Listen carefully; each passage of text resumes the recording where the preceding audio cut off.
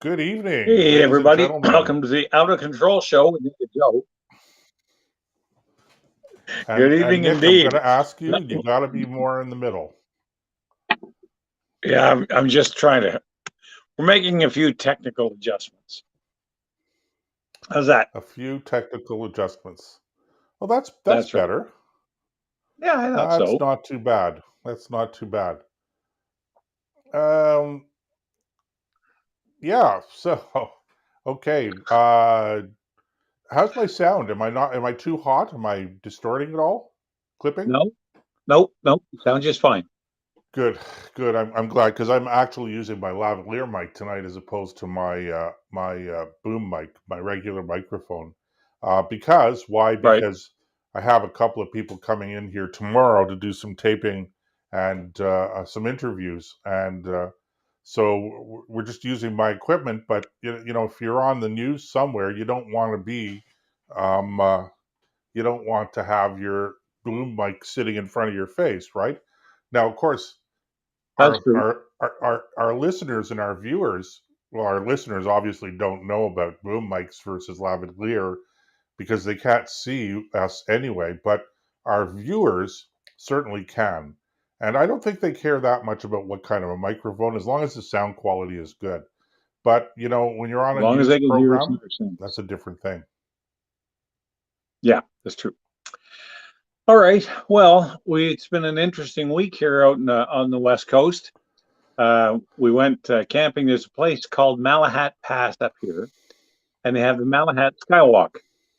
So we decided we're going to take the weekend off and just jump in the truck and go camping at a place called Tunnel Hill Campground, which is a few minutes from Malahat Skywalk. Well, it rained all day Saturday, so that kind of put the kibosh on that. But what it did do is allow us to go visit places like Cowichan and Salt Spring Island, Fulford, which is a small town on Salt Spring, and oh my good Lord Joseph, these places in Cowichan. Okay, I'm going to give this guy a little plug. Cowichan Bay is the name of the place, and it was the Utter Guys. What was the name of it? The Utter Guys what? Ice Cream and More. Utter Guys Ice Cream and More. If you're ever in Cowichan Bay, you got to go in there. They serve the best ice cream to begin with, okay, because that's their specialty. But he also has all the retro candy.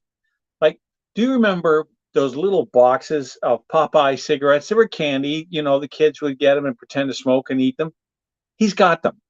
He's got pink elephant popcorn in a box. I haven't seen that stuff in years. And I'm walking around, I feel like I'm 5 years old all over again. You remember those boxes, right? They're about 6, 8 inches wide and about that high and about 2 inches thick. And it was pink candied popcorn inside. You remember those? Of course I do. And the Popeye cigarettes, the candy cigarettes, I remember well as also. The thing about those Yeah. is I didn't even think they were legal anymore. Certainly they're not made anymore. So one wonders where exactly he's getting his supply from and how old it is. Well, they don't actually call them cigarettes. And there's a No, of couple other course little not. modifications they've made. But he brings a lot of his stuff up from the States. He wants to put up a wall of gumball machines. And I said, well, just how many gumball, how many different varieties of gumball are there? He said, well, I can only get 9 because the government in Canada won't let me import the rest because there's dyes and things in it they don't want the kids ingesting. And I'm thinking to myself, okay, how many kids are going to eat gumballs by the handful, right? You're talking about it's a treat once in a while to get a gumball. Anyway, so you he had obviously those. It was just, you've obviously go forgotten ahead. your childhood days. You yourself may not have worried too much about how I many stumbled. gumballs you ate, and I know what you're going to say. I of course I don't think I ever had a gumball, but Oh I my will God. tell you, I had friends that would try to set world records with respect to how many gumballs they could get in there and chew. And it's amazing that I nobody will admit actually I've had died. enough of them.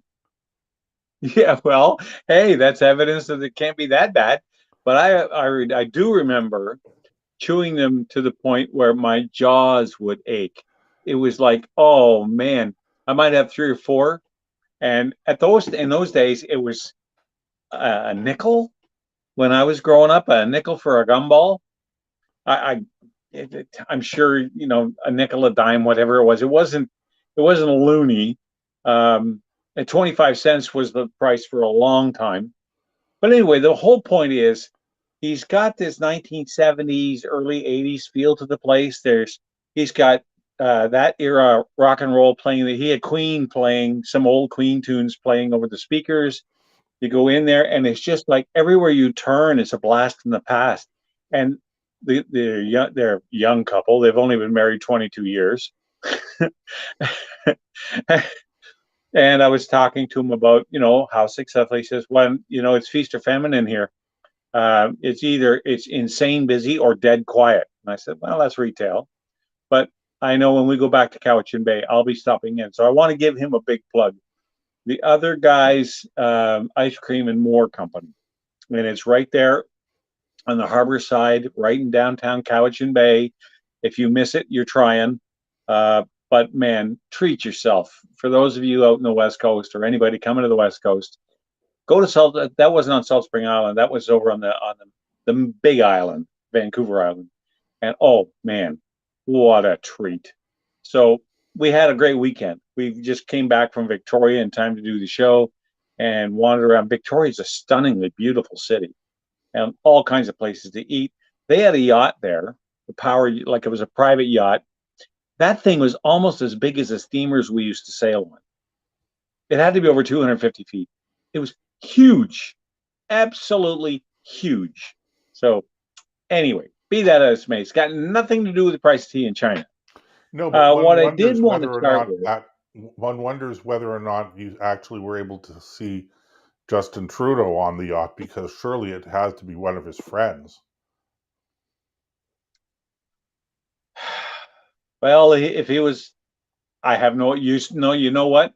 The way that yacht was set up, unless that you wanted to be seen, you could stay inside the yacht. It had stateroom windows, deck to deck high, but they were tinted. You can't see in, which makes sense. But you could stay inside that thing, never leave, and I am sure they cater to your every woman there. It's just insane, and the harbor was just busy. It was a beautiful day. BC is a beautiful place. There's no doubt about it. And they're going into a local by-election here in Langford, which is the regional, the MLA stepped down, the guy who was here before. So there's a local by-election. So I'll be keeping an eye on that and see who wins. Anyway, what I did want to get into, now that the fun and frivolity is over, there's been reports. I made a mistake this week on Facebook. I know that's hard to believe, but I actually made a mistake. I posted a story that was out of Alberta. It was from the Lakeland News, and the RCMP had laid 32 arson charges during the fire season. The problem was the story was 2 years old. Well, okay, and before you get into that, let me just stop you there and make a quick comment on that, Nick, because I also have cited some of those news reports from Alberta and arson with respect to wildfires, and you're quite right.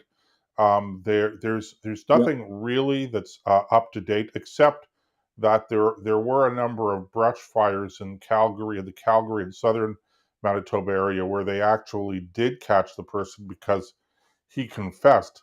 But it takes time. It takes time to determine whether or not arson was committed, and then to investigate as to whether who was the culprit. So there's no surprises there, and you're going to find that a number of the fires that were set this year, that wildfires this year, were arson. I have a couple of other things to say about that, but I'll wait till a little bit later on. Okay, well, the one thing that is relatively new is Danielle Smith, the Premier of Alberta, is bringing in outside investigators specifically to investigate arson fires. They had 174 fires in Alberta that they didn't know what the source was, which is outrageous. Because let's face it, forest fires happen for basically two reasons. One, you have lightning strikes when it's really dry, or it's human error, or somebody lets a campfire, throws a butt out the window. It's caused by Right. humans, and that's the bulk of your forest fire. So when you have 174 that you don't know what the source is, the red flag's got to go to the top of the pole. And I think she's doing it right. So, because somebody sent me a clip of what looks like. Now, I'm not willing to say that this is what it is, because with internet magic, you can do pretty much make anything look Right. like anything. But it looks like a helicopter dropping napalm behind it from a firefighting bucket and starting fires. But there's no context to the picture. We don't know anything about that. So for anybody who's seen that clip, wait, let the investigation play itself out. Don't make the mistake I made and jump the gun too fast. Because for all you know, that's part of a controlled burn to stop a major forest fire, where they actually will burn a section to keep the fire, use up the fuel before the main fire Right. gets there. They do that a lot. So maybe that's what you're looking at. Maybe it's a water bomber dropping water and somebody got fast and loose with graphics and covered up the water and put flame in its place. I'm only saying that it's tempting. It's really tempting to jump on that bandwagon, because there is some truth to it. Some of these fires are definitely set by human beings. There's a story out of where a bunch of people in Quebec, they had a problem with it. Half the province of Quebec was on fire, and that's where all the smoke is coming from, that's flowing down into the United States. But I have a story here from Epoch Times, and I've been saying this for years. I think that part of the reason why the fires are so intense, I've been saying it's poor bush management, wilderness management, bush management, forest management is the word I'm looking for. Anyway, so let me share with you a paragraph or two about this, because I think this underlines what it is I've been saying all along, that unless you groom an area, you're going to have more intense forest fires. Okay, so while there have been suggestions that wildfires are becoming more frequent and severe due to climate change, environmental and economic professors interviewed by Epoch Times said the number of fires has been decreasing for decades, and that the cause of the fires in many cases can be attributed to poor forest management. The Prime Minister said that climate change is causing more and more forest fires, and the records show the opposite, said Rick McKittrick, an environmental economics professor at the University of Guelph. The Canadian Wildfire Information System shows that the number of forest fires has actually been going down in Canada since the 1990s, as several wildfires in northern Quebec led to thick smoke plumes that blanketed cities across Ontario and the eastern U.S. Prime Minister Justin Trudeau claimed that Canada is experiencing more and more of these fires because of climate change. These fires are affecting everyday work routines, lives and livelihoods, and our air quality. We'll keep working here at home and with partners around the world to tackle climate change, address its impacts, he said on Twitter on June 7th. So he's saying that climate change is the cause, but the scientists, it's funny, they say follow the science when it's in their favor, but the moment you have a situation where the science goes against the norm, what's the word? The script, when it doesn't follow the what they've been saying all along, when it throws water on their assertions, then all of a sudden they don't want to pay attention to the science, because it's not about science, it's about politics and it's about money, and that's what it's been all along. And now this study here and this information just verifies what you and I've been saying for years, that this is poor forest management that's making these fires that much more intense and harder to put out. It's not global warming. Well, I've resisted, because I've talked about this on my show as well, Nick. And I've generally resisted trying to attribute anything to any cause. The fact is, you have to come into this with a certain amount of perspective, a broader perspective, and Right. there are few things. Just in response to um, some of the data and information that you've passed on. The first is that actually this year in May, Canadian Geographic magazine, which is a prestigious and very credible magazine, and certainly not right wing by any Right. stretch of the imagination, Mhm. published an article on forest fires. And the theme of the article was what we're doing more in order to track down to determine whether or not forest fires were actually caused by arson and to catch the arsonists. And there's a lot of information in that particular article. It's not a long article, but the first thing that catches your eye is that um, while it may be true that at least for the first part of this year, we have seen more fires than is normal. The fact is that we are Right. nowhere near setting a record for forest fires for 2023. And the reason is because Canada has, on average, about 8,000 forest fires a year, according to Canadian Geographic. Yeah. Well, 8,000. look at the size of the And country. so this is the point I'm making, is that the fact that we got out of the gate this year a little faster and with a little bit more intensity than normal is just part of the normal up and down of this kind of thing. So it's not an indication of anything. That's the first thing. 8,000. And by the way, of those 8,000 forest fires, more than half of them are actually caused by human beings. Now, when I say that, I'm not necessarily saying arson. Arson is a problem. No, Okay, arson is a yes. problem, but it could just be campfires, just carelessness. So the majority of Yep. 8,000 forest fires a year, approximately on average, are caused by human activity that has nothing whatsoever to do with global warming. And of those, a certain percentage are always caused by arson.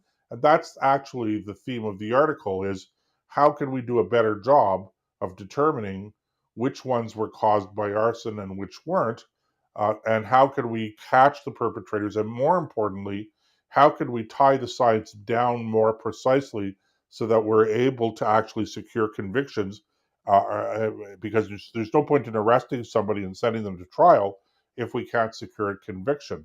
So that's what the focus of the article Mm. is.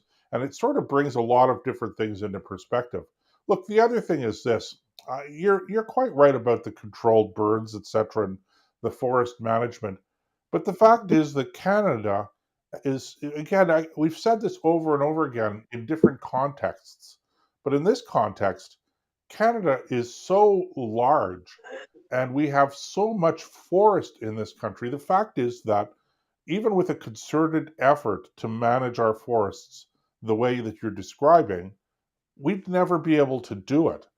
Most of our forests grow wild, Not on a okay, and that's just the fact. So some years you're going to have more, some years you're going to have less, but there is no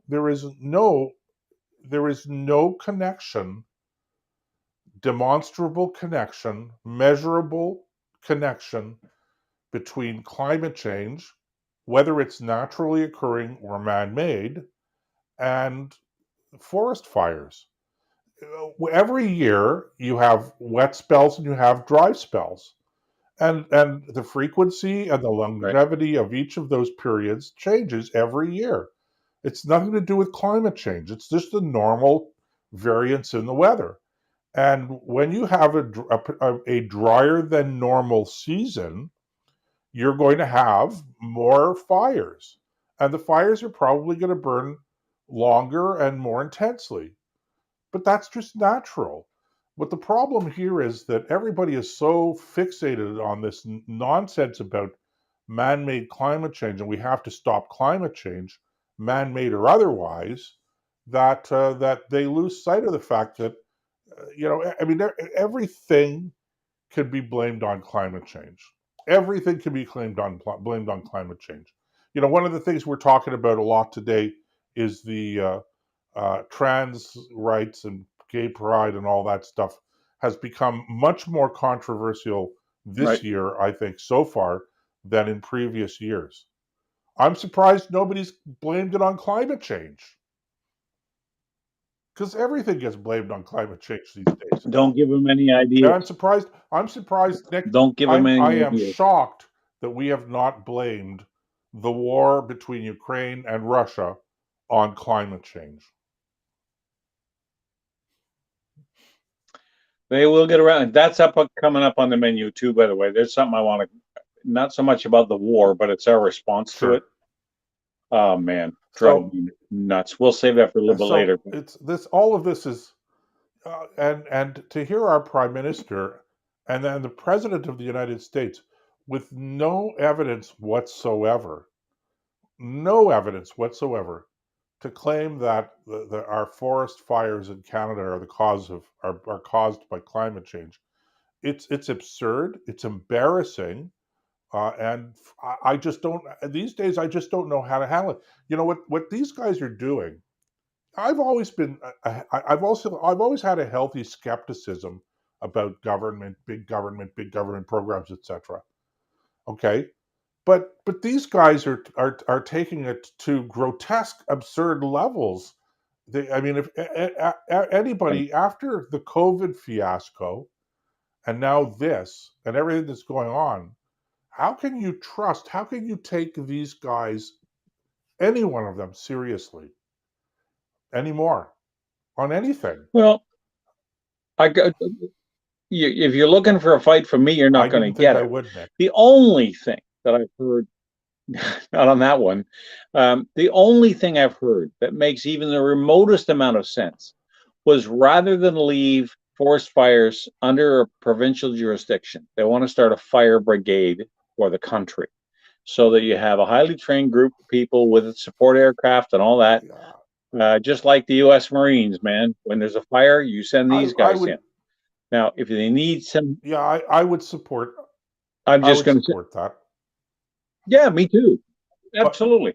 Because, okay, that's what you're doing is you're using your assets and you go to the worst places first because every forest fire is really bad if it's in your backyard, but you have to prioritize because there is so much acreage. You're right about the size of the country. I know firsthand.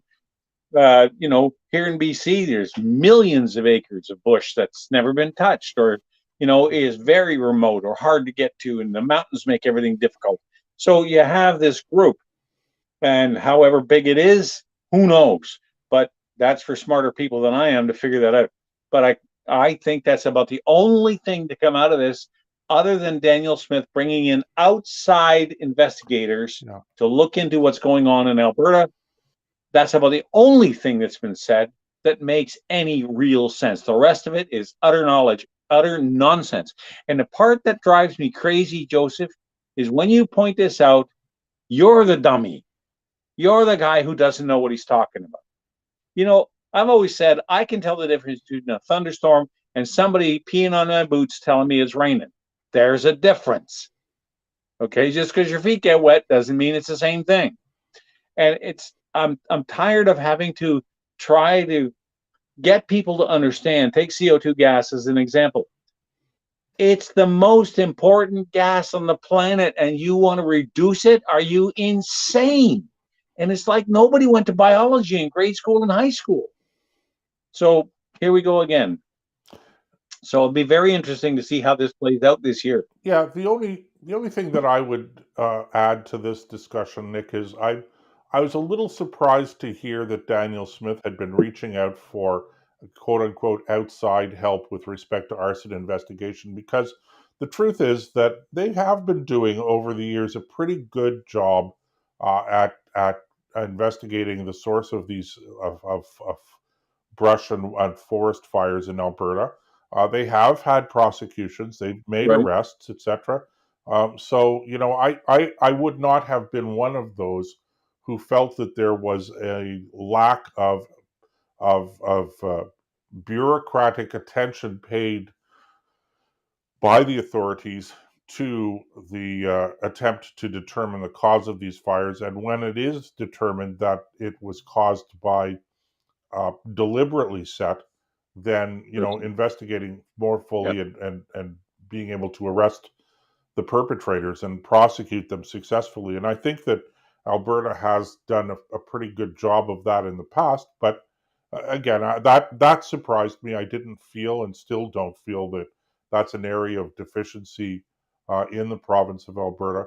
But one more note on this, Nick, and then we have to take a quick break, and that is that I just think it's so important for people to understand that even with hundreds of forest fires burning wildly in Canada, and even if we set a record this year, the characterizing of Canada as burning, which I've read in a number of publications, some here in Canada, mostly south of the border, and certainly I've heard this.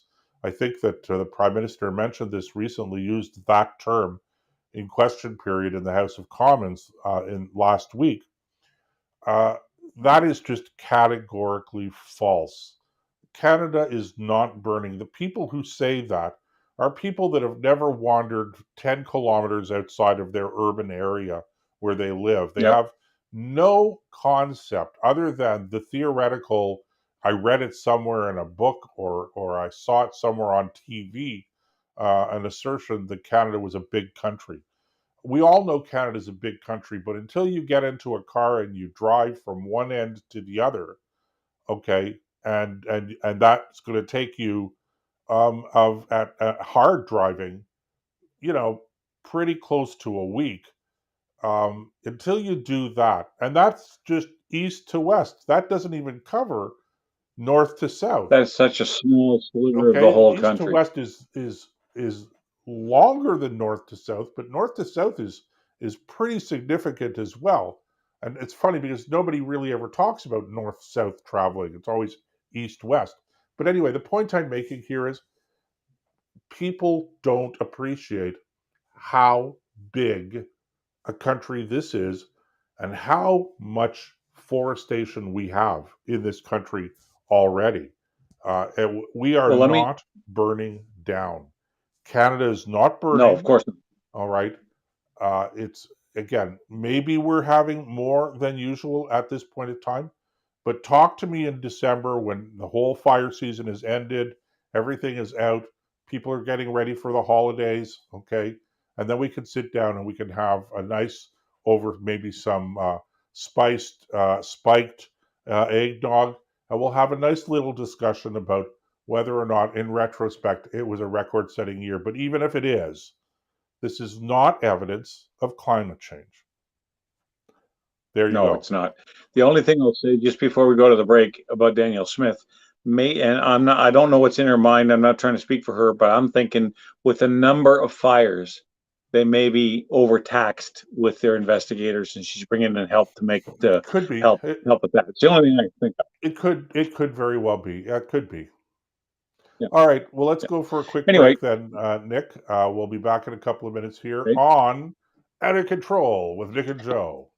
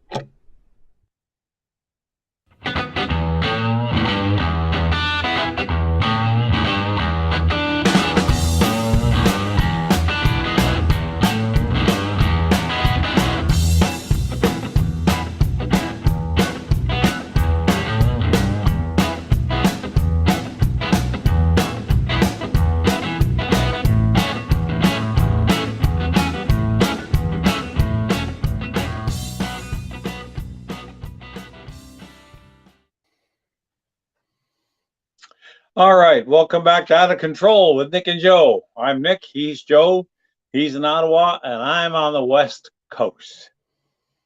And there's a great geographical gap between us, but philosophically, we're not all that far apart. Okay, now before we get into the next topic, Joseph, I got to get something off my chest. I saw this on in the news this week. I posted about it on Facebook or on Twitter, I think.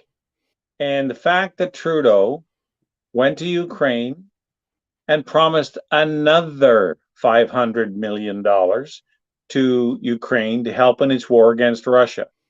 Look, I don't mind helping people defend themselves, but I think you ought to be able to defend yourself first. The total, if my memory serves me correct, he gave $250 million the first time, all kinds of hardware, ammunition, and supplies. He sent troops over to help train them.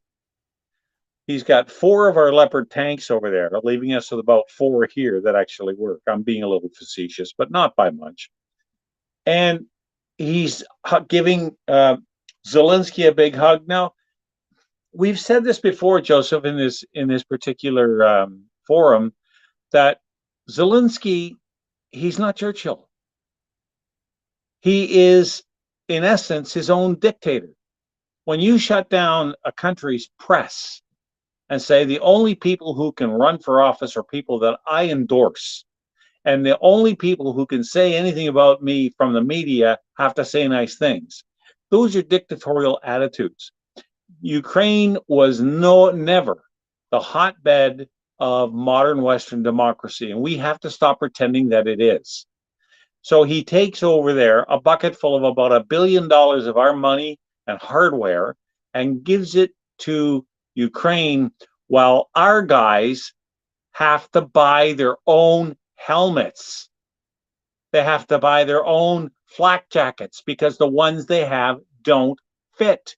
They have to eat out because the government didn't provide any logistics, so they don't have to go to local restaurants and buy their own food. Well, guess what? Now their credit cards are maxed out, and they're asking their families to fill in the gap, either with parcels from home or put money on the credit cards so our guys can keep eating. What kind of nonsense is this? I was furious when I read this. I am so embarrassed for our men at arms and what they have to put up with under this bozo. It's just enough to make me sick. Think about it, Joseph. Can you imagine? They'd say, look, we want you to go and fight for Canada. Here you go. You get a rifle and a bullet. Everything else you got to buy. Who's going to want to do that? And how is this, if this war gets out of hand over there, because no one knows where this is going to go, just because it's been kind of restricted to Ukraine, Russia for the last 400 days, a little over a year, doesn't mean in France in 1940 they had what they called the phony war, where they took Poland, the Germans took half of Europe, and then just sat on their hands until the spring came. And everybody thought, oh, well, I guess it's World War II without World War I without the shooting, until they invaded France in May of 1940. So you never know what's going to happen. So we've sent our guys into a hot combat zone with completely unequipped as far as what it takes to survive. They have no ability to defend themselves against air attack, no ability to call in their own artillery, no ability to even put a steel pot on their heads. I'm sorry, that's criminal. Well, Nick, you're not going to get any argument from me. I think you're absolutely right in respect of everything that you've said on this particular subject. I think that what concerns me the most is the lack of ministerial responsibility. You know, this kind of thing, not that long ago, would have been just scandalous. And a minister of defense, at a minimum, the minister of defense would have had to resign as a consequence of this kind of fiasco. And in the past, governments have fallen over this kind of thing. But we're just not there anymore, Nick. There is no such thing as government taking responsibility for its decisions. There's no such thing as ministerial responsibility. Um, uh, Now, there was the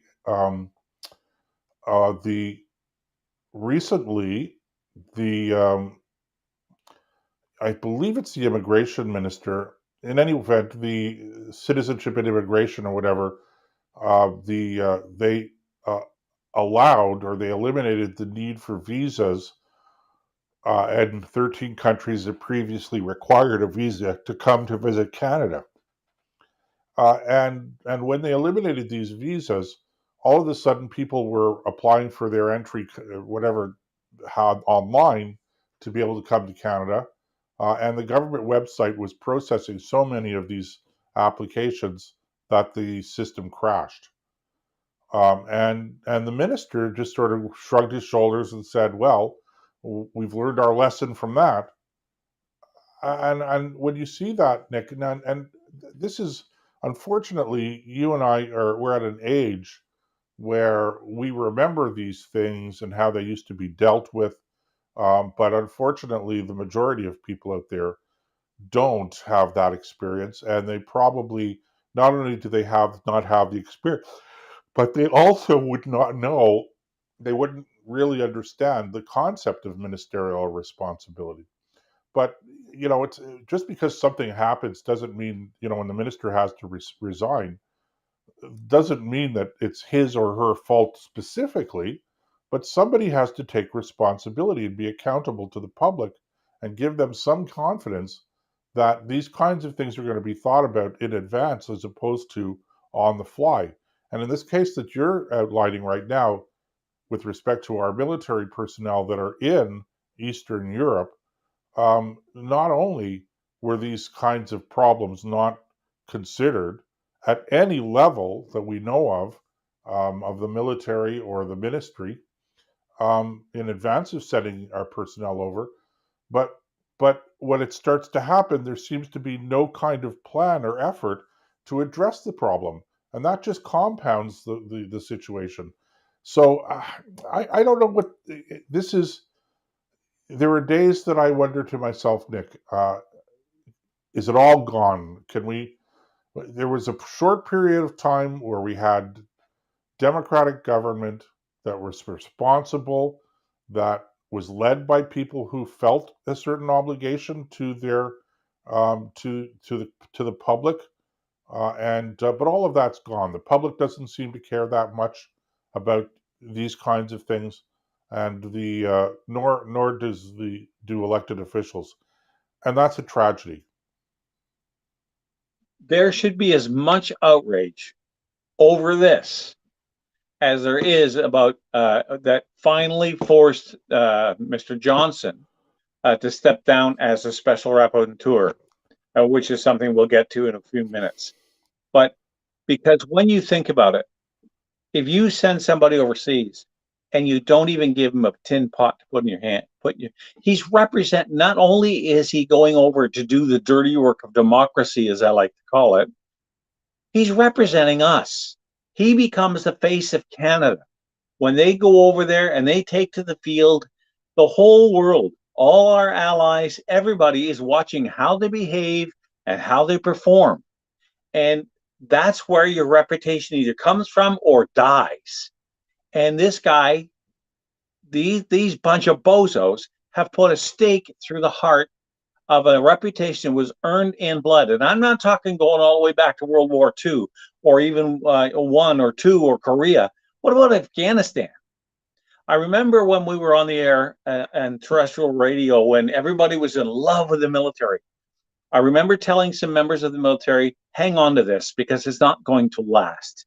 They will forget about you, and they will forget about you relatively quickly. Once everybody's come home and the wars from our perspective is over, it'll fade, and you won't see it the way you see it now. And holy smokes, I never thought it would get this bad. Where are they? Here's another question. Where are the brigade commanders? Where are the generals who put these operations together? Did no one say, hey, where's the sandwiches? Did no one say, hey, why aren't these guys got helmets? They have to know what's going on. Did they sit on their hands? Why didn't they go to their boss and say, we are not leaving this country until we have everything we need?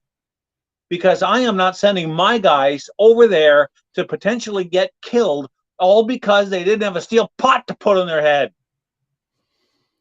With these guys are the guys we got to go after too. Don't let them off the hook. You got senior leadership that's supposed to lead. Well, this is a okay. I'm done being a flaming volcano. There's no question here, Nick, that what you're witnessing is a breakdown in leadership all the way from the top to the bottom. I hesitate to say, that the senior NCOs on the ground don't care, because they're in the same situation. It's not that they don't care. What could they do about it? But what is being done about it? There's clearly a breakdown in leadership here, and it's easy to blame the politicians, and I'm not going to defend them on this because ultimately the responsibility is theirs. But I know a thing or two about leadership, and military leadership, and so I know, do you, Nick? And the number one responsibility of a good leader is to look after the basic needs of his or her personnel, because you can't accomplish the mission if your personnel are wounded or hungry, or cold and wet, etc. Look, you get into this business knowing full well that if you're deployed, you're going to have to face some hardships. You're going to have to face some ultimately extreme hardships, potentially. But all the more reason why, if you're the leader, you have to go out of your way to mitigate any hardships that your personnel are enduring, and at all times, including peacetime or not necessarily, in the teeth of combat time, where the hardship maybe isn't so bad, but you still have an obligation. You don't find yourself a comfortable bed until you know that your men and women serving under you are sleeping comfortably in beds as well. And you don't eat until your personnel are fed and watered. It's basic leadership, You're Nick. look, you're right. But the point I come back to is the squad leaders, the masters, well, in our case, the master seamen, master corporals, and the sergeants, and people like that, Right. who are in charge of squad level groups. They can't do anything. No, fair enough. I mean, even if you go up to company commanders, there's a certain point where you just salute and go off and do with whatever you have. But what I'm talking about is that from, let's say, the rank of captain up, who could do something if they wanted to, and they chose to sit on their hands. Well, there was no press conference. Well, and now you're touching on the point I was about to make, Nick, and that is, where are the whistleblowers? Where are the senior officers and general officers who are so outraged? I mean, we'll even say, let's even give captains the benefit of the doubt. Let's start at major level, okay, which is where we start the senior officers level. So let's start at senior officers, majors, lieutenant commanders, lieutenant colonels, and colonels, okay? Let's start at that, and then general officers. Where are the resignations? Where are the whistleblowers? Why did they not collect? Why did the head of the Canadian Army not walk to a podium and say, I'm not sending anybody anywhere until we get this fixed? If that causes him his job, he's still going to get his pension. I mean, there's some hills worth dying on. This is one of them, because it's so fundamental to the way this organization works. Well, and if you can't stand up to your boss and say, like hell, I'm doing that. I told a story during Answer the Call about what was the Minister of Munitions and Supply during World War One? Sam Hughes. And Lord Kitchener was the head of the Allied forces in Europe during World War One. And Canada had recruited, divisions of people, battalions, like thousands of men. And they trained them at Balcarce, put them on ships, sent them over to England. And Kitchener wanted to break them up, take their units apart, and just feed them willy-nilly into the British Army as replacements. And Sam Hughes walked into the number one guy on the Allied side. Now, you can say what you want about Sam Hughes, but he walked up and he said, "You cannot do this. You will kill recruiting in Canada." And Kitchener looked at him and said, "You will follow your orders." And he said, "I'll be damned if I will." And he turned and walked out. That's the kind of thing that has to happen.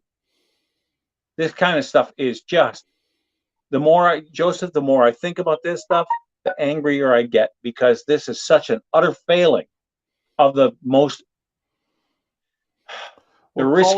people who do the riskiest job in the democracy. Nick, call it what it is. It's a failure of leadership. It's inexcusable. Absolutely. There is no possible explanation for this other than what I have to say, with all due respect, is the dry rot that has set in the, let's say, the senior ranks of our armed forces, particularly those who are responsible for the administration aspect of the military, logistics, supply, etc. And of course, the reality is that's the bulk of what you do in the military. Okay, it's only in the final analysis, it's only a small percentage of people who actually carry guns and shoot them at the enemy. Everything else is all about making sure that they're adequately fed, they're adequately supplied, that they have medical services that are available to them all times. And when people go, well, it's the military, so you have to expect that it's not going to be perfectly gold standard service. And I'm going, what? If you're asking these people to be prepared to sign a contract that obligates them to put their lives on the line, to defend you, to protect you, to serve you, you're damn right it's supposed to be gold standard, gold plated, and better. Absolutely. Okay? These guys are We need to earning give it them every single day. Now, here's a little rub. The Danes have troops over there too. Guess where they bought their equipment, their helmets, their flak jackets, their firearms, their ammunition? Take a guess where it came from, Joseph. Canada. They bought them from Canadian companies. Yeah. Now, if the Danes can do that. That was going to be my guess. Oh my God. I saw that. No, I had to walk away because I was about ready to burst. It just, how is it the Danish armed military, which I'm guessing is probably about the same size as ours? And I have no bones with the Danes, don't get me wrong. But they float a navy, they have an army, they have an air force. Now, they don't have the geography we do, but they are, well, they're kind of like on par with us when it comes to military spending and all that sort of thing. How come they got helmets? How come they got camouflage? How come they got any localized anti-air defense? What's going on here? Can you imagine being in a modern battlefield with the kind of technology that aircraft carry today without some ability to defend yourself against them and against drones? You might as well send somebody from 1850 over there with a musket and a ramrod. Okay, I'm going to calm down. Really, and to add insult to injury, this is what we're doing. This is the way we're treating our personnel in defense of the Ukraine. I know. That makes me nuts. They're not even defending us and our interests, in my view, anyway. Well, like I said before, Zelensky and his government over there are dictatorial in their attitudes. If you don't want to use the word dictator, okay, but he's walking a mighty thin line. All right. Now I I don't have don't any problem him defending his territory. here's the thing, okay? The reason I never get into this is because I don't care. He could be, everyone keeps saying he's no Winston Churchill. Absolutely correct. Okay, Vladimir Zelensky is no Winston Churchill, and the Ukraine is no United Kingdom fighting against tyranny, fighting against the Nazis, the bulwark of civilization against fascism. There's no comparison whatsoever. But even if there was, even if Ukraine was a perfect modern liberal, I use the term loosely, small L liberal democracy, even if Vladimir Zelensky himself was on a level of a Winston Churchill, I would still oppose what we're doing in the Ukraine because there are many, many factors involved, many variables that go into making a decision whether or not you're going to involve yourself in a military conflict that potentially could get out of hand, blow up at any time, and quite literally. And I just don't see Yeah. that our interests are so deeply engaged in deterring the Russians. I don't even see this as deterring the Russian expansionism. I have no Well, defense for what the Russians are doing, but I am not convinced that we have to support Ukraine in order to deter Russian expansionism. I don't see the evidence for Russian expansionism. well, the U.S. Senator Ted Cruz said that really what we have here in Ukraine is a border war between Ukraine And and I agree Russia, with that. and we have no business being in. If the And I was just going to say the same thing if the because, first of Russians all, even let me go sorry, ahead. I was just going to say, even if there was a vested Canadian interest in Ukraine, I couldn't imagine what it is, but let's say there is, for the sake of this discussion. We're in no position to offer any more than a go get him guy True. kind of That's support, true. moral support at best, because we don't have the logistics, we don't have the equipment, we don't have the manpower, and yet, and it's so bad, and they wonder why recruiting in Canada is down.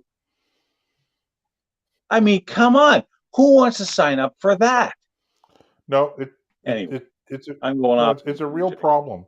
But I'm watching the clock here, Nick. So we're going to have to go for a break in another minute or so. But Yeah. I don't. Before we go for the break, I do want to get this off my chest because I think it's important Okay. when we talk about deterrence. Okay, when we talk about deterring the Russians, and because if we don't stop them in the Ukraine, who knows where they're going to go? There, I'm waiting, and look, I like to say I'd rather be right than consistent.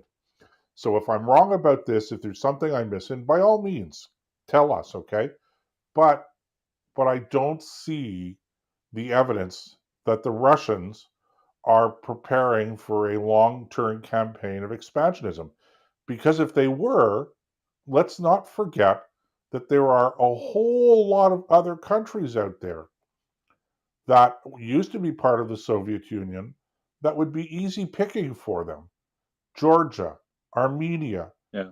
Tajikistan, Uzbekistan, Turkmenistan, okay, Azerbaijan, and then there's the Baltic countries, and I don't see any real interest for the Russians to invade the Baltic countries, given the diplomatic outrage that would ensue. But there are other Eastern European countries, okay, Belarus, Moldova. I just, I am, I don't see, Latvia. I just don't see where people are looking at this and saying those Russians, they want to, they all they want to do is reassemble the Soviet Union, and I that may be a legitimate concern, but at some point in time, you have to ask yourself, if you're Vladimir Putin and you are seriously wanting to reestablish the old Soviet Union, you're not going to start with Ukraine, okay? I mean, am I wrong?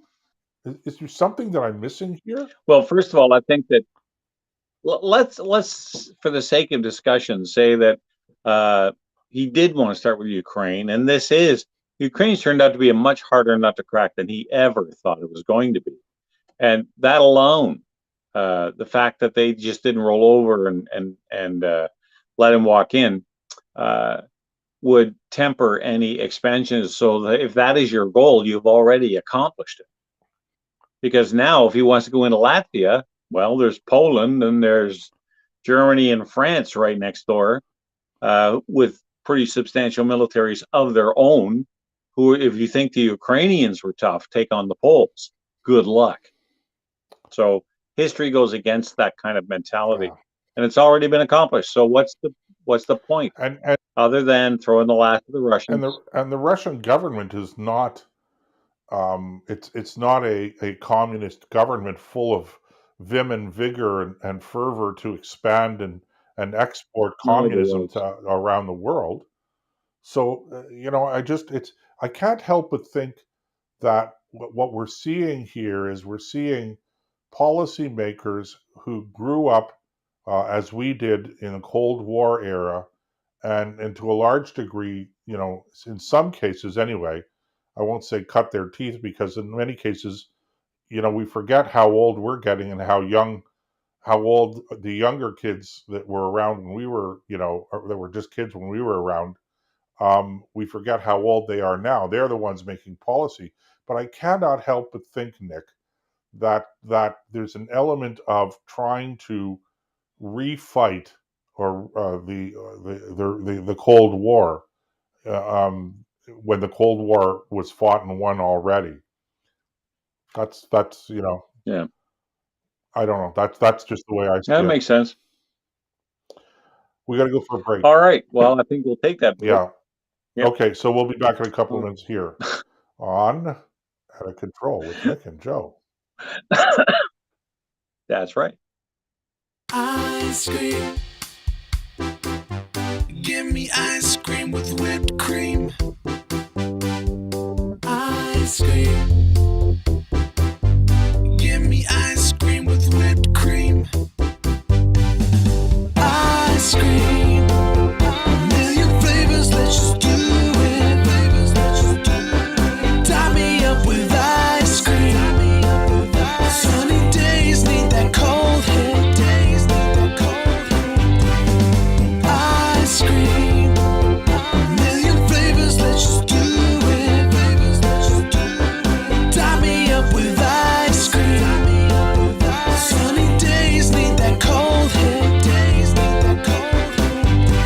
That strawberry chocolate taste, ice cool vanilla for me. Hundreds and thousands, I need an ice cream island. Give me ice cream with whipped cream, strawberry sauce, and see my face gleam. I need a wafer on top, just ice cream full stop. So take me to the pudding shop. Ice cream, a million flavors, let's just do it. Tie me up with ice cream. Sunny days need that cold hit.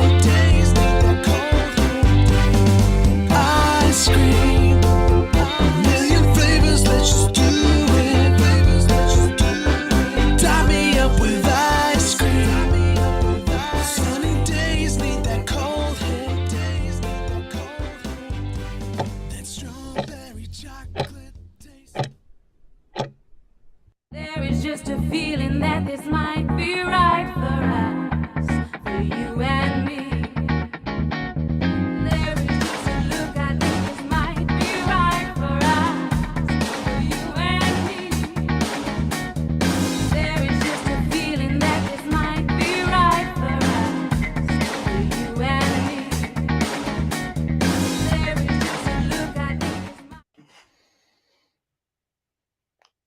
All right, welcome back to the Out of Control show with Nick and Joe. One of the things I wanted to dig into, Joseph, and pick your brain about was the idea in the National Post story this week. As most of us know, unless they live under rocks on Mars, David Johnson stepped down as a special rapporteur looking into Chinese influence in our election process. First of all, we went over it before, like why would he even accept the job in the first place? So I'm not going to go there. Eventually, public pressure got to the point. And, going back to the last topic, this is what drives me crazy. People will put enough pressure on the government to make this change, but they won't. Anyway, okay, you get the point. All right. So in the National Post, it asked the question, what are Trudeau's options? So I'll read just a couple paragraphs here to set the tone for the discussion. The resignation of David Johnson from his role as the federal Liberal government's independent special rapporteur looking into allegations of interference by China in Canadian elections leaves Prime Minister Justin Trudeau with few options other than to commission the public inquiry that opposition parties have been demanding since the allegations first surfaced. Goes on to say, look, he really has to call. He's got three choices. He can just let it go and say, that's it, we're done. He can call one, and I forget what the third choice was. Doesn't matter. The point is he either calls one or he doesn't. First of all, does it matter, really? Because as you know, when you get into the blue ribbon panels or special investigations or things like that, they can drag on for years. Now, he wants to stay in power till at least 2025, and that's what the NDP's for, to make sure that happens. So let's say that for the sake of discussion, he decides that, all right, I've heard the Canadian people. I've heard what David Johnson's gone, so that card is no longer in my hands. Let's call this special election or special investigation and see, or board of inquiry. Call it what you want. Put a rose on it, whatever you want to do. What stops him? What compels him now? Let's say it takes 6 months. And at the end of it, they say, yeah, there was collusion. If he won't cave to pressure at this point to step down as he should and call an election, as he should have done half a dozen times, maybe more, in his tenure as Prime Minister, what is going to be different this time, if anything? Well, let's unpack this. First of all, I think that David Johnson did the right thing by stepping down. I deeply regret the damage that has been done to his reputation as a consequence of this whole fiasco. As you know, Nick, and without getting into details, I thought that he would do a good job because I know David Johnson well enough to know that he is a man of impeccable character and integrity. And so at first I supported his taking on the role, but then I realized that probably he should have turned it down because there was this perception that he was close to the Trudeau family and a friend of Justin Trudeau, which I can tell you categorically is not the case, but we'll just leave it at that, okay? People believed it. There was evidence that could be pointed to that led people to reach that conclusion. And I'm a believer that it's not just about justice. Justice it's not just about doing justice. Justice has to be seen to be done. So it's not just about the integrity of the process here, but it's also the perception of integrity. And once that perception was wounded, it was never coming back. So I think that he did the right thing here by stepping down. And now what he should do is he should basically wash his hand of everything. And now that's it.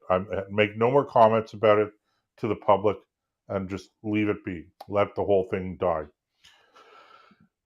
I will say this. I think that I do want to say that I have not heard any allegations of collusion leveled. There are allegations of Chinese interference in our elections, but I haven't heard anybody speak about collusions. Collusion, meaning that somehow or other the Chinese and the government, that is to say, the prime minister, in bed together in order to influence the election. I haven't heard that allegation made, and so who knows, right? Except to say this, Nick, as I've said already, the opportunity to have any real influence over our elections, in the way that's being suggested with respect to China, is really quite limited.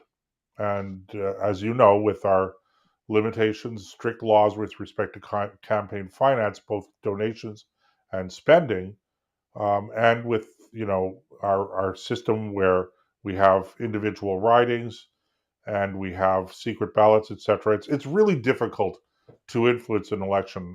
And did the Chinese try to? Maybe they did. Maybe they didn't. But I'm skeptical about how much influence they actually had. There is a question of how much influence the Chinese might have on government policy, given whatever That's right. the Chinese government might have to the Trudeau Family Foundation, and there might be some quid pro quo there. We don't know, and I suppose that might be a subject of an investigation. Let me just say that also, Nick, I have to say that the Prime Minister has handled this whole affair really badly. It's been badly managed from the word go. The fact is that no pun intended, but you have to be able, if you're going to be a successful politician, and I don't think that Justin Trudeau has been very successful as a politician. I think whatever perception of success is out there is really due to a lack of good, credible opposition, knowledgeable on process and procedure on how to accomplish, what the opposition ought to be accomplishing. Again, but I'm not impressed with the way, from a purely political science point of view, with the way the Prime Minister has handled this whole thing. Probably, you should have been able to read the tea leaves right away that, yeah, this is a major issue. People are talking about it. It's got legs, as we say in the business. It's not going to go away. The media is onto this, and not just the right-wing media, but neutral and left-wing media as well. He probably should have called for a public inquiry right from the word go. And you go out there and say, nothing to hide. Let's find out. I'm just as concerned as the next person is. In the end, I think that's what he's going to have to do.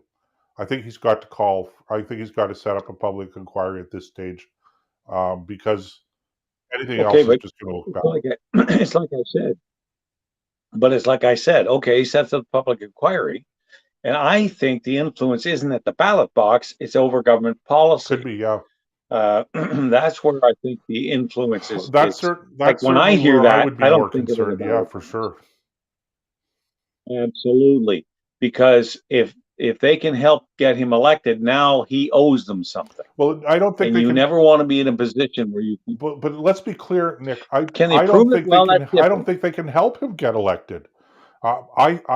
But what they could do is there could still be a quid pro quo, in that he's they're funneling money to his foundation, and how is that money being spent, and what kind of a nest egg is being built there for him after he leaves politics. I don't know. Why didn't he? What? So there's some circumstantial evidence that would suggest it's policy more than the ballot box, like the Chinese police. I want to call them offices, police detachments in Canada. Was like they have more diplomats in Canada than in Quebec alone than they have in all of France. Why? This is where I think the influence comes from. And so the question becomes, at least in my mind, so we carry this on. Let's say we take, a year to get to the bottom of this. What stops them shrugging his shoulders and say, okay, we did it, now let's move on? Well, ultimately nothing. But I will say this, Nick: these kinds of inquiries generally they have results, and the people, the government does follow through on certain recommendations, not all, but it's they have. It's not a given that the government can just ignore whatever the outcome of this, if indeed there isn't a public inquiry. It's not given that the government could easily ignore the results. They might. Nobody can predict that. And what possible measures can be taken to ensure that they don't ignore whatever the outcome is? A strong, effective opposition for starters, and a strong, effective media as well. These are the things that hold governments to account in a democratic society. And the question is, how strong and effective ultimately is the opposition in our country under the new leader Pierre Poilievre, and how really effective is the media? I would say I'm still reserving judgment on the political side. On the media side, I'm not holding back and reserving judgment. I think that our media, journalists, I think journalism in this country is dead. There are very few real journalists out there who are interested in pursuing the truth wherever it leads. The tragedy is, it's not just partisan. It's not that they're in the tank for the liberals. It's that they're just not serious journalists. Period. So hence you get a situation where, well, let's take what we were talking about before on the show. These forest fires are being caused by global warming. Well, that's reported everywhere, okay? But how many of those journalists have actually delved into it? How many of them have investigated? How many of them have asked tough questions of policymakers? How many of them have said, okay, that's one side of this story that's being put out there. Maybe what I'll do is I'm going to make a few phone calls and see if there's an alternative point of view, and then reporting that and let people decide. That's what journalism has always been about. But it's not like that anymore. The problem with our journalism in this country, and I think that we're seeing it more and more in the United States, isn't that it's partisan liberal.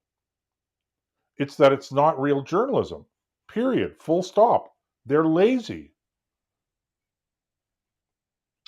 Yes, intellectual laziness is something that has afflicted not only journalists, but a lot of people, because it's just so much easier to say, well, I guess if the government says so, it's got to be that way. And that attitude makes me nuts. As you pointed out earlier, after all the mistakes and failings they've made over the last 15, 20 years, Yeah. why in God's name would you listen to a single word they say? But Nick, you still, with all due respect, Nick, you still want to politicize it. You still want to fall back to that default position of Trudeau is bad, the Liberals are bad. How could you possibly believe in No, what they have I'm to say? speaking more generally. And that may be, again, I'm not saying you're wrong, but I'm saying that's not the problem with the journalists today. The problem with the journalists today is not that they believe what the government is saying. The problem with the journalists today is that they pick up the paper. How do you, if you're a reporter at the Calgary Herald, how do you get your stories, and etc.? Well, you don't come to Ottawa and meet with politicians and ask tough questions.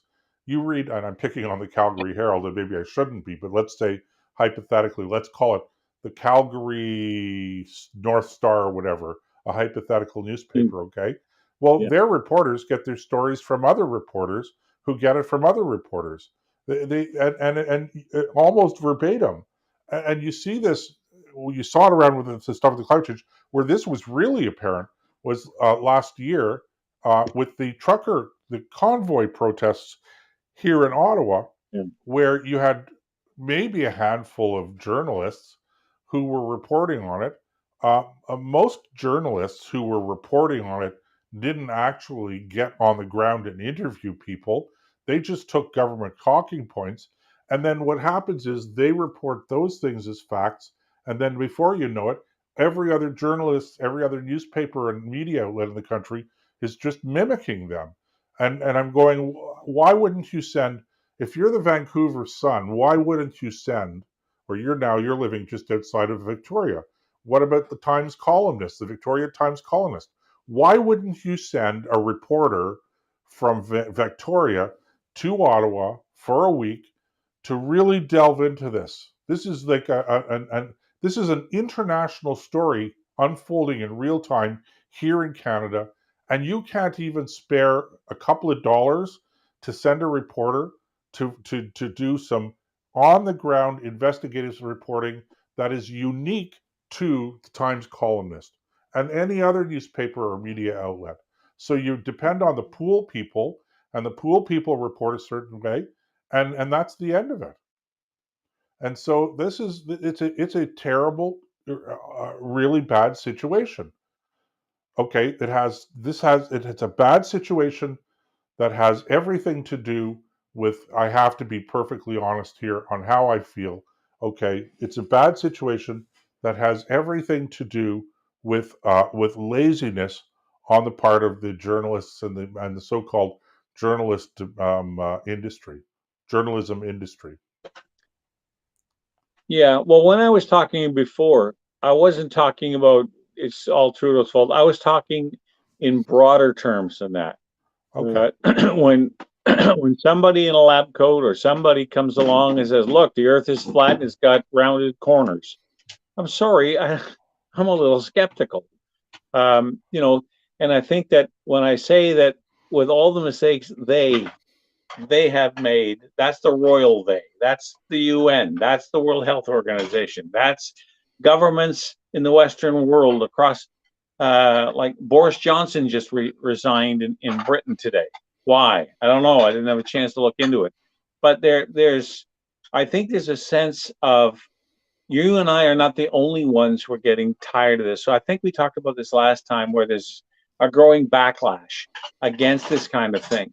And trust in the media, because you're quite right. I completely agree with you about journalistic laziness. It's easy to just go to Reuters or go to some other newswire, pull your international stories, look at what other people in Canada are writing about the forest fires or global warming or whatever the topic du jour is, and then throw that together with a few changes in it for you, make it look like your own work, and there you go. It's easy. And people like easy. They don't want to actually dig in. We watched a great movie last night. I believe it was either I thought it was Russian made. They were all speaking English, but the actors actually had Russian accents, which was refreshing. It's about a guy who found out there was what do they call, serial killer killing 9 to 15-year-old boys in Russia just after the war.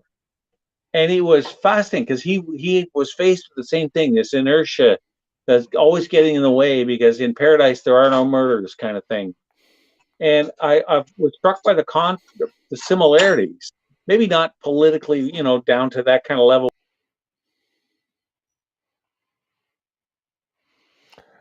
We just lost Nick for a few minutes there, so he'll be back with us in a couple of minutes. Yeah, just sort of getting back onto the subject. Oh, he's back again. That was pretty quick, actually. Hang on just a second. We'll pull him back in. There you are, Nick. Okay, so let me just finish up. Basically, there were a lot of threads in that story. It's called the Child 44. And there was like 40. That's when they really noticed that there's a problem. So he went after and bucked the system and finally brought the bad guy to justice. And in Canada, when you look at that, we haven't got there yet. It's the same kind of atmosphere where people are either afraid or lazy and complacent because there's a certain element of fear. A lot of people don't want to talk out because they're afraid of the consequences. And between the movie and reality, there's not a lot of difference. There's enough that I'm not going to call Canada Stalinist Russia, but when it comes to journalism doing the job, the guy who is the main character in the movie, went from being a big wig in the KGB down to a local militia guy way out in the middle of nowhere. And he still was able to do it because he wouldn't give up. He wanted the truth. But we don't have enough of that here. Well, this is what it all comes down to. And you know, it's just gotten so bad that if I read tomorrow in the mainstream media that the Earth was round, I'd want to see proof. They're reporting the Earth is round. Okay, yeah, let's. I'll take that with a grain of salt. You know, and somebody's going to take that clip. By the way, somebody's going to take that clip and use it. It's going to go around, and people are going to go, "You see, those guys really think the Earth is flat." No, I don't think the Earth is flat, and I'm pretty sure Nick doesn't think the Earth is flat. I'm just saying that I'm convinced the Earth is not flat. There is no map that's real that says beyond here be dragons. It's just that I'm fed up. I am so full of skepticism that I just don't believe anything that I see out there anymore unless I see evidence of it. And the good news is I don't have to believe everything in order to get on with my, day-to-day life. So frankly, whether the Earth is flat or round doesn't make a whole lot of difference to me, unless of course I have to sail, across the ocean, in which case it darn well better be round. Be round. That's right. Okay. It's going to make your trip a lot more interesting if it isn't. But you know what I'm saying, Nick. It's yeah, of course I do. It's a serious problem. The idea that when you can't trust anyone, and then all of a sudden everything out there becomes credible, and this is where we get a lot of the conspiracy theories out there, and the worst part about all of that is that then you get the authorities, quote unquote, that fight back against the conspiracy theorists and never ask themselves, why are there conspiracy theories out there? Like, how is it that these things happen? And take some responsibility for it. There's a term for people like us sometimes. People sometimes call us reactionaries. That's a fair term.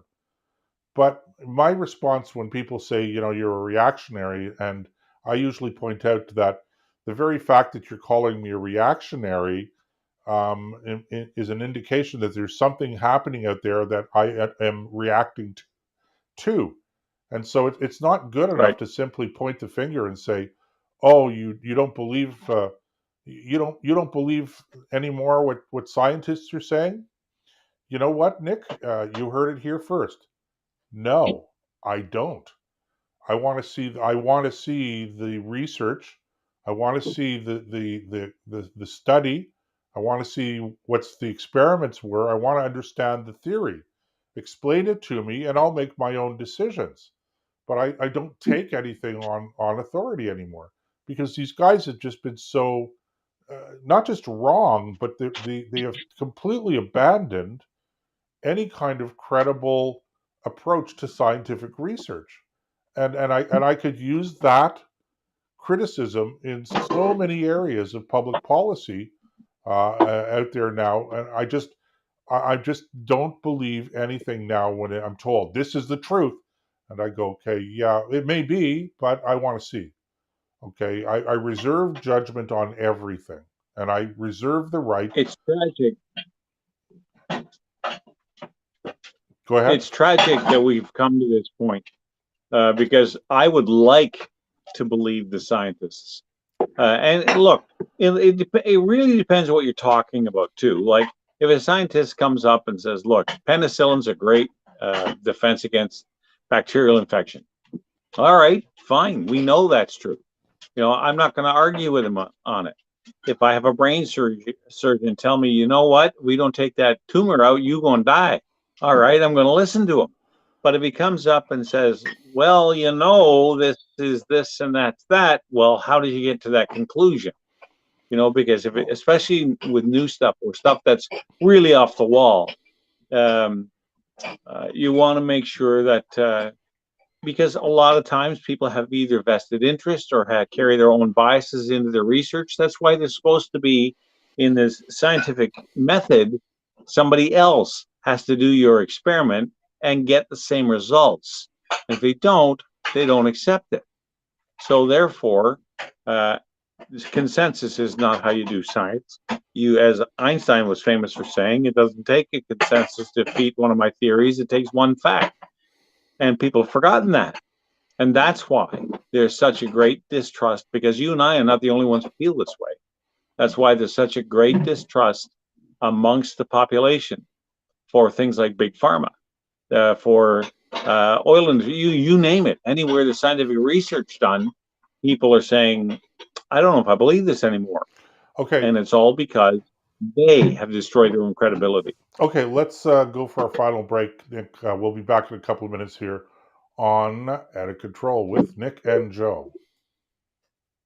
Yep. And that was, ladies and gentlemen, not the break music. What? All right, here we go.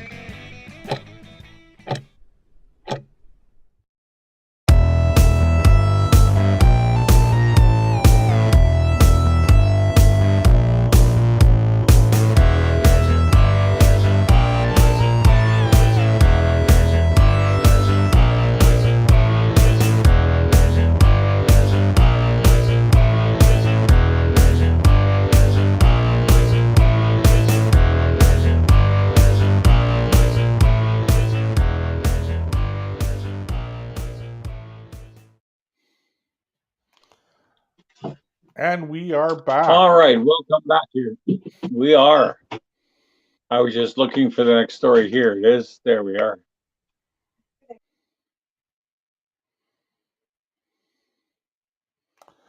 And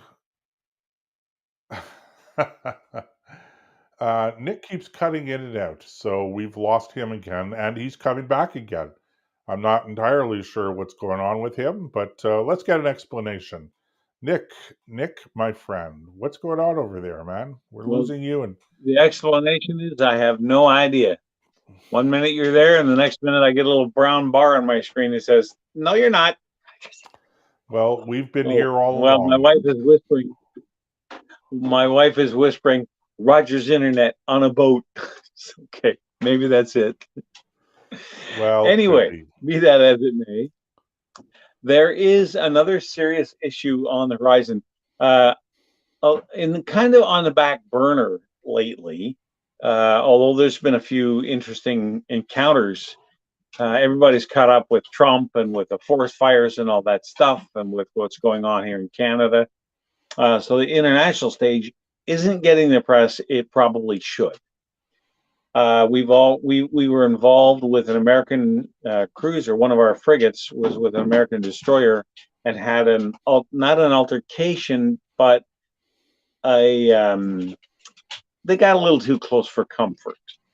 Chinese warship in the Straits of Taiwan. That was interesting in and of itself. There have been multiple incursions by the Chinese Air Force into Taiwan airspace, and they've had to scramble their aircraft in response to this incursion. So that's just a little bit of the background of what's going on here, and what they're really worried about. This article comes from a website called The Conversation. Deals more with a high-techy kind of stuff. But what they're really worried about is that the microchip industry would implode if China invaded Taiwan, and it would have an effect on everyone. Because let's face it, the technology we're using right now is all based on semiconductors or microchips.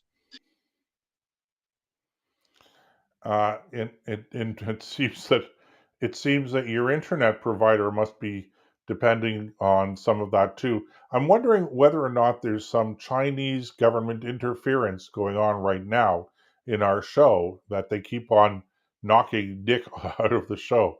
I don't know.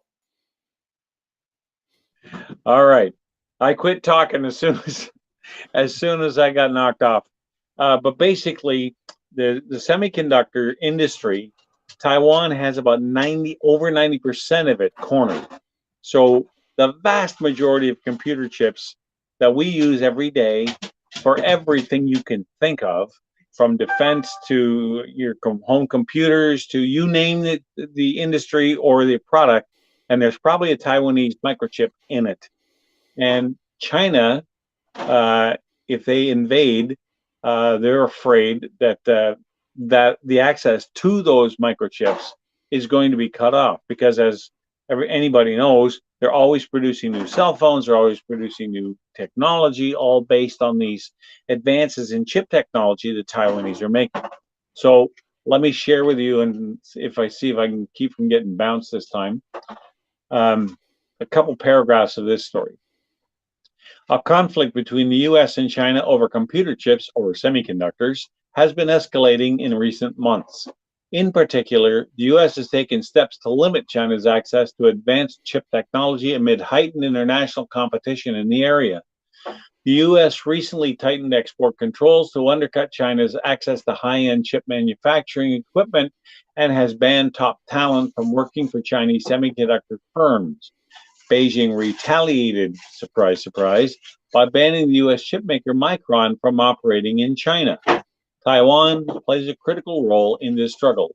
It has a huge share of the global semiconductor industry, but it's also the focus of tensions between Beijing and Washington over its political status. For all practical purposes, Taiwan has been independent since 1949, but Beijing believes it should be reunited with the rest of China, possibly by force. In April 2023, China conducted extensive military drills near Taiwan, simulating an encirclement of the island. All right, anyway, one more. The article goes on to say the U.S. since 1979 has a pact with Taiwan of self-defense, so they're going to come to Taiwan's aid. A Democratic congressman from Massachusetts, Seth Moulton, recently quipped that if China invades, we're going to blow up the Taiwan Semiconductor Manufacturing Company, the world's most valuable semiconductor company.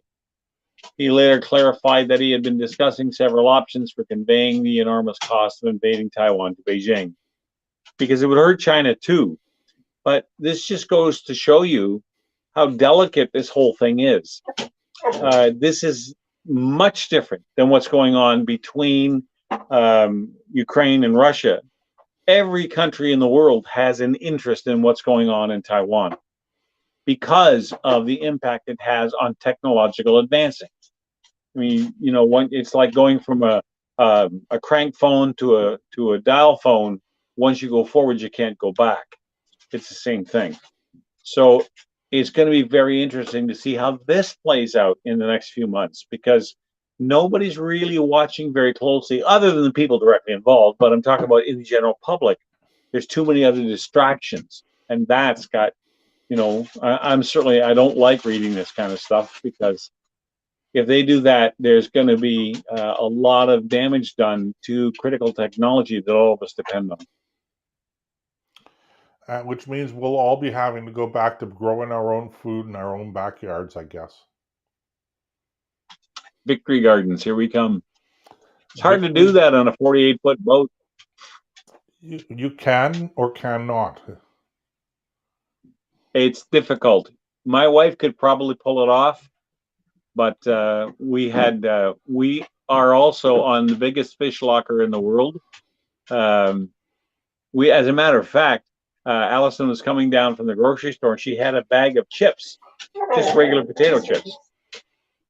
And we use wheelbarrows to carry stuff down because it's too far to walk from the parking lot to, if your arms are full and you got a wheelbarrow, you use that. So anyway, she had the bag kind of sticking out the corner of the wheelbarrow, and the guy walked over and said, chips. And she looked at him, and he had a bag full of halibut fillets. And she said, fish. And he said, I'll trade you some fish for some chips. And she said, no, come on. That's not a fair deal. He says, no. And he insisted. So we gave him a bag of potato chips, and he gave us about almost $100 worth of halibut. And oh, man, is it good. He had just caught it and cleaned it. It hadn't even left. It was barely out of the ocean. So if we had to feed ourselves, we might get sick of fish, but we could do it. Anyway. Yeah, I don't know, Nick, what to say about the Taiwan situation. I except to say that I would recommend, if I was having a meeting with policymakers, I would recommend to them that they not allow themselves to get too narrowly focused on Taiwan.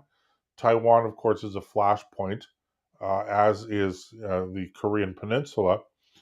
When it comes specifically to China, though, for sure, Taiwan is a flashpoint. But Taiwan and the potential conflict in Taiwan only constitutes a very small portion of what the Chinese are doing around the world very actively in order to extend their power and their influence.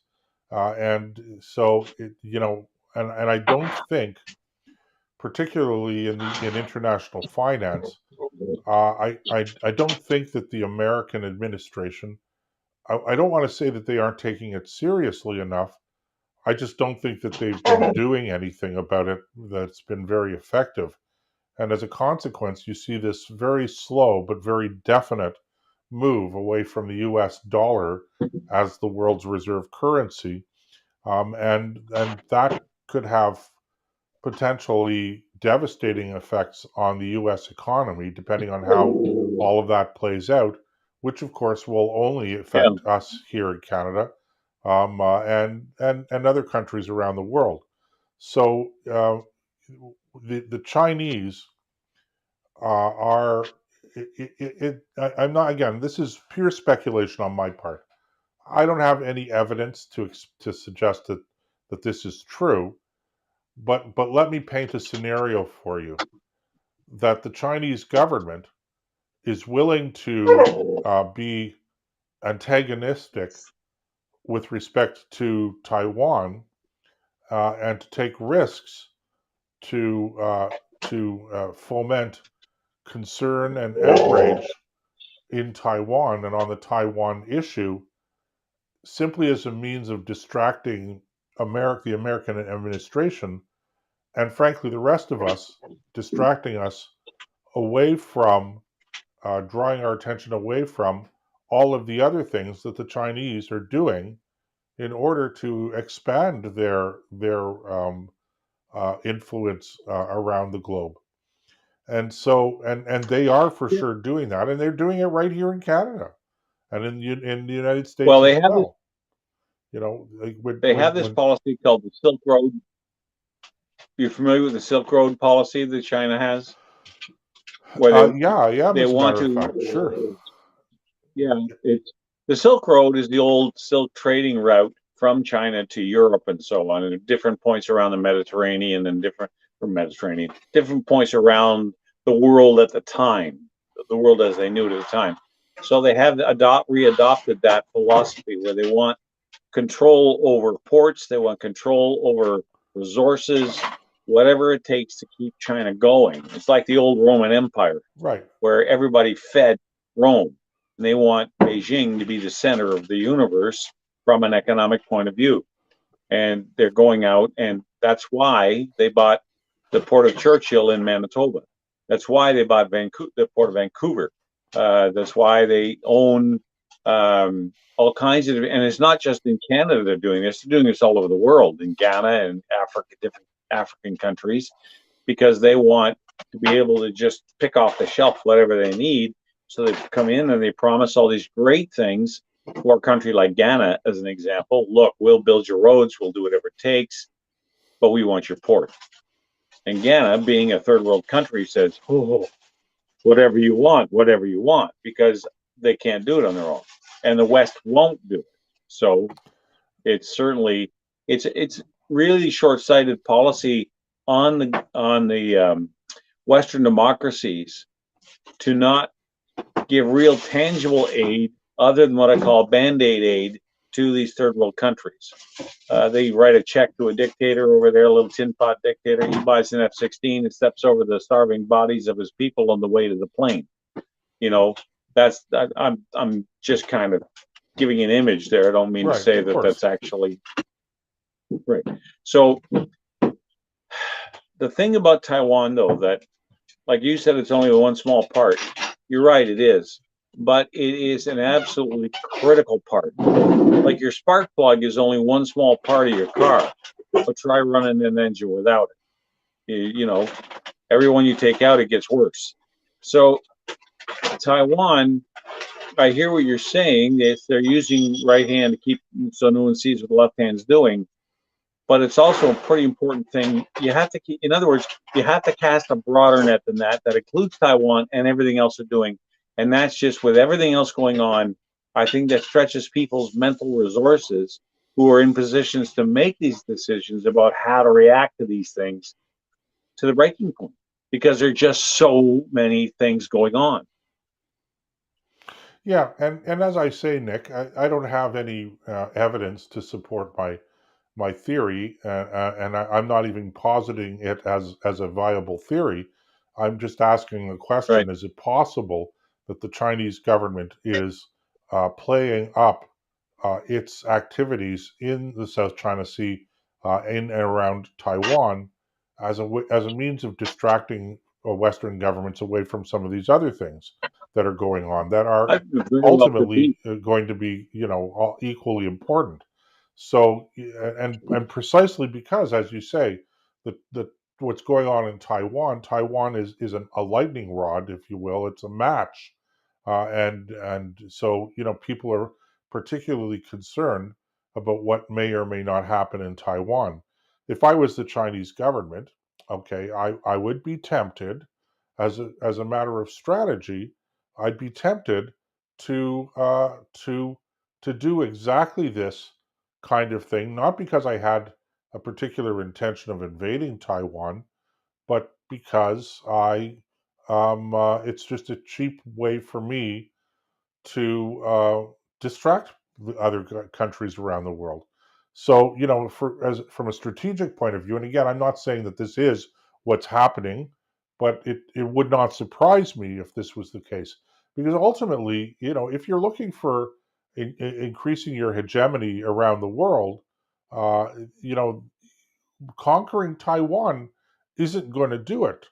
That may be part of it, but if I could control the trade in major trade routes because I own the ports, and increasing my size of my navy, so I have some ability to project naval power around the world that I didn't have before, and I can control trade routes and trade access points into and out of some of these Western countries, I could probably accomplish whatever I want to accomplish, including on Taiwan, without necessarily firing a shot.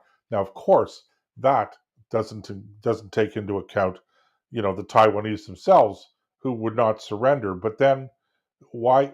If I'm the Chinese government, I have to ask myself: do I really need to have territorial control over Taiwan when I can control all of these other aspects of world trade, etc.? And okay, let the Taiwanese do whatever they want to do, and I'm going to benefit from their technological advancements as well. So that's kind of what I'm saying. I'm not saying that this is for sure what's happening. What I'm saying is that it wouldn't surprise me to learn, in fact, that that was part of it. I'm just trying to see what's going on here because I have done something and I just don't know what I have done to minimize the. So what am I doing here? I have done something in this. I've done something on this and I'm not really sure what it is. Okay, that's not what I want to do. Anyway, my goodness gracious. Okay, that's not what I want to do. I have done something, ladies and gentlemen, to my computer screen, and I don't know, frankly, what I have done. So what happens if I close this here? Oh, there we go. Okay. So hang on just a second, Nick. My apologies, my friends. All right, there we go. There we are. I knew I'd come back sooner or later. I was just going to make the comment that I hope that's how China, Beijing's looking at it. And I'm being distinct. Well, okay, I'm not going to throw that caveat out there. It's not the Chinese people we have a problem with. Okay, and we seem to have lost Nick again, so my apologies for some of these technical difficulties, ladies and gentlemen. Look, the reality is that none of us really know what's going on with the Chinese government. If you looked up the word inscrutable in the dictionary, you could very easily see a picture of the Chinese leadership next to the definition, because we don't really know what's going on in the minds of the Chinese government, and they are truly inscrutable.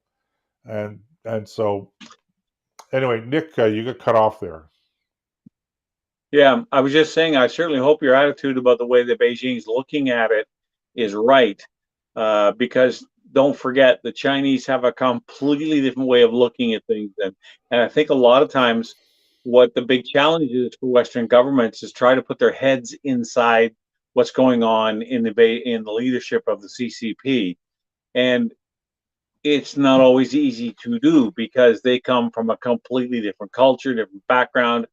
They value different things than we do. So it's very, very hard to try to read the tea leaves. Like, if you want to know what the Americans are thinking, it's not hard to find out. And you can understand it, even if you don't agree with it, or you might, because we're so close culturally. We get it. But if you go to a country like Uzbekistan with no idea of what the culture is like, you're probably going to make a mess of things. And that's the same thing with China. To say that they could take the island without firing a shot, I know what you mean. They could control it economically without needing to control it militarily, and not have to have the territory fly the Chinese flag.